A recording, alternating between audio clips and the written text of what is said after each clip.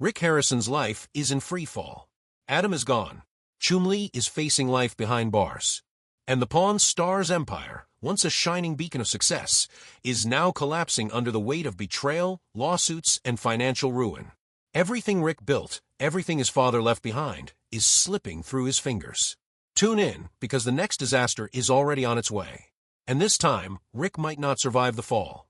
The empire cracks. The old man, Richard Harrison, was the backbone of it all, running the shop with an iron fist and sharp eye for deals. When he passed in 2018, the shop lost more than its founder. It lost its heart. Rick kept things rolling, but trouble was waiting right around the corner, and he never saw it coming until the day a deal walked through the door that would change everything forever. At first, it was small cracks, family drama, lawsuits, and whispers of financial troubles. Then things took a turn for the worse. His own mother dragged him to court, claiming he tricked her out of her share of the business while she was still recovering from a coma.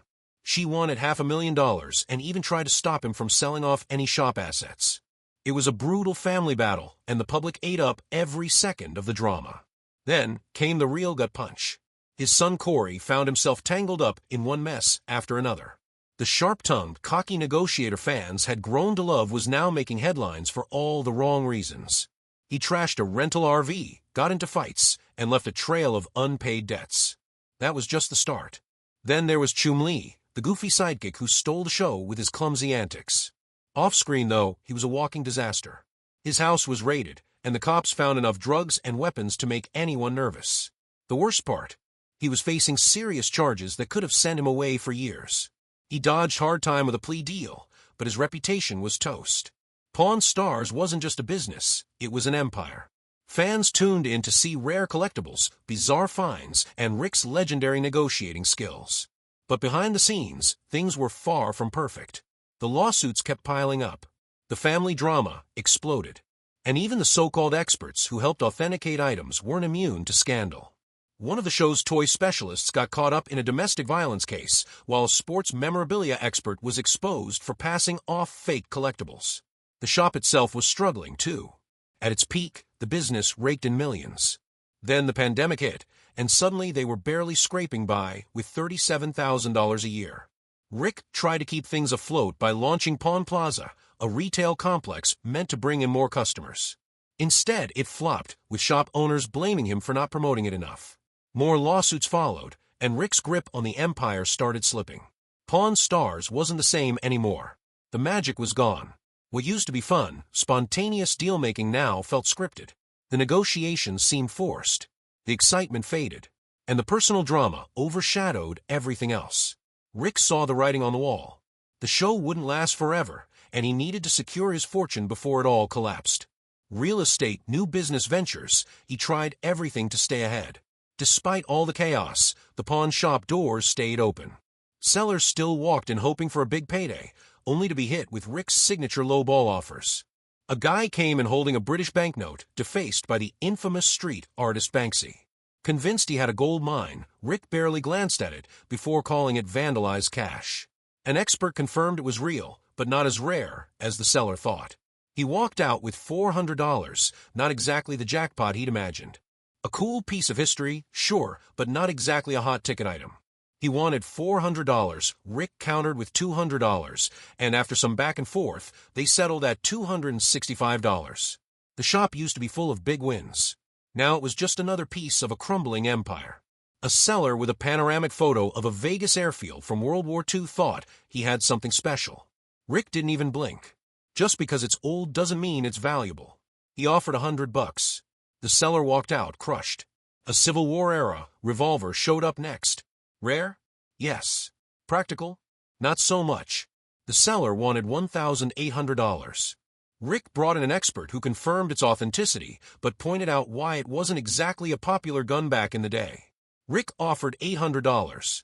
The seller fought back, hoping for at least $1,250. In the end, he walked away with $1,400, still feeling like he lost the battle. A signed baseball from the legendary 1951 Yankees team should have been worth a fortune. Names like Mickey Mantle and Joe DiMaggio were scrawled across it. The problem? Fading signatures, no authentication, and a worn-out ball. The seller dreamed of $3,000. Rick, knowing better, offered $800. Pawn Stars was built on the thrill of the deal. But now it was just another piece of a crumbling empire. The old magic was gone. The drama took center stage. And Rick was left fighting to hold on to what was left. Once, the shop was a symbol of success. Now it was a reminder of everything that had gone wrong. The deals kept coming. The cameras kept rolling. But the empire was slipping through Rick's fingers. What's next for Rick Harrison? If history has taught anything, it's that nothing stays the same. Empires rise and empires fall. And right now, the fall is looking inevitable. The show still drags on, but it's a shadow of what it used to be. Customers come in with dreams of striking it rich, only to leave disappointed when their treasures aren't worth half of what they thought. A guy waltzes in with a vintage Rolex, convinced he's sitting on a small fortune. Rick gives it a quick glance, points out the scratches, and starts chipping away at the price. The seller tries to hold his ground, but Rick's been playing this game too long. He makes his offer, low as ever, and the seller has to choose between walking out empty-handed or taking a deal that stings. Another day, another odd item. A woman brings in a 19th century pocket watch passed down through generations. She's sure it's worth a bundle. Rick, arms crossed, inspects it under the magnifier. It's genuine but common. She expected thousands. Rick throws out $500. Negotiations drag on, but the outcome is always the same. The house always wins. The weight of the past lingers in the shop. Every deal, every failed negotiation, every lawsuit adds another crack to the foundation. Rick built this empire from nothing. But now it feels like it's slipping through his fingers, $1 at a time. His father's legacy, the fame, the fortune, it's all on shaky ground. The cameras still roll. The tourists still line up outside. But the golden days are long gone. And the worst part? The next disaster could be right around the corner. Man, things just keep hitting harder than a bad bet at the blackjack table. First Adam, then Chumlee.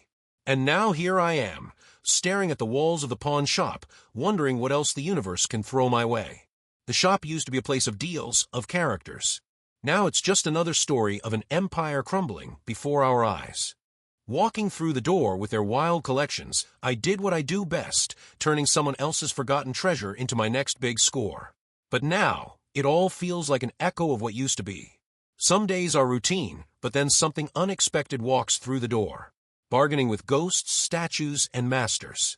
Remember when the shop was buzzing, like the time the guy walked in cradling a homemade Ghostbusters proton pack, like it was a newborn baby? He had the whole thing wired up with lights, buttons, sound effects, the works. Thought he had a gold mine, and asked for $2,000, like it was an original screen-used prop. The old man barely even looked at it, before scoffing. Collectors exist, sure, but they prefer building their own toys rather than buying someone else's DIY job. The old man threw out a $1,000 offer. Firm. The seller hesitated, probably thinking about the blood, sweat, and late-night soldering that went into it, but in the end, money talks. He walked out, pockets heavier, but heart a little lighter. Then there was that massive wooden Indian statue. Tall, imposing, the kind that used to stand outside an old-school tobacco shop, beckoning customers inside. This one came with a backstory. The guy who brought it in had sentimental ties, his granddad's store, childhood memories, all that. But nostalgia doesn't pay rent, and he was ready to cash in. He threw out $900 as his ask. The old man just grinned, shook his head, and countered with $400. The seller tried to push for $600, but let's be real, how many people out there are hunting for a giant wooden statue? He caved. $1,400. Another day, another deal. Art was always a wild ride in this business. One day, someone waltzes in with what they swear is a Picasso vase, the kind that looks like an owl. Says it's from the 40s or 50s, part of some limited run. Sounds fancy, right? But Picasso made these things in batches, hundreds at a time. The seller had been sitting on it for over 3 decades, convinced it was a hidden jackpot. He threw out $35,000 as his magic number. Bold move. No way we take that at face value. Time to call in an expert. The guy knew his stuff, verified the stamps, checked the markings, confirmed it was real, and, crucially, in mint condition. Thing is, online listings mean nothing. Sure, some dreamers post these for $60,000, but reality? More like $25,000 tops. Rick went in low, $11, $500, expecting the usual back and forth. The seller wasn't having it. They haggled, each side testing the other.